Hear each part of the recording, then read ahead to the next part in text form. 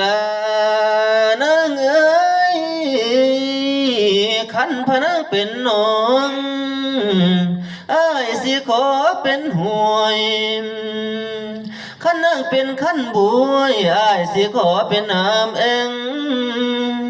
ขันนั้นหากนางเพลงอ้ายสิขันเข้าซอนเอาคนเท่าไปก้าวขอเจ้าผู้ผัวดอกอมอายขอเดมือเด็ด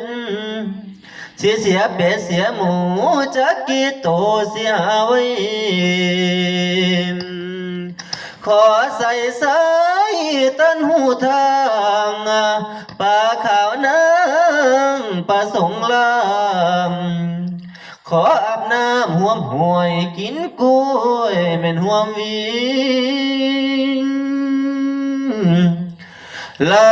นางเอ้ยพี่อยากได้เจ้านี่ไปช่วยเบิ่งพุ่มแทนเอาไปแทนมุ่นมั่งอีกเบิ่งเย่งงูไรบ่ได้เอาไปเป็นนายบ่ได้เอาไปเป็นขี้คำเอาไปเป็นพันยาเป็นเอื้ออีกเป็นแม่ลับบ่ไปเป็นแขเอาไปเป็นคู่สร้างนางสิเว้าดังลืมลานางเอ้ยสมพอเสื้อสิซื้อเว้าซื่อๆจากหัวใจขันเอาหลายเกินไปอ้ายกะสู้บ่ได้พอแห้งน้อยจอยพอมหือว่าก้อมก้อมบ่เอาดอกกะล้องเผย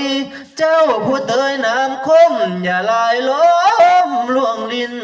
นี่เอาทรัพย์สินเป็นคำเว้าเอาความจริงเป็นคำกล่าวหรือหากแม่นน้องสาวมีผู้จองไว้แล้วจังใดนั้น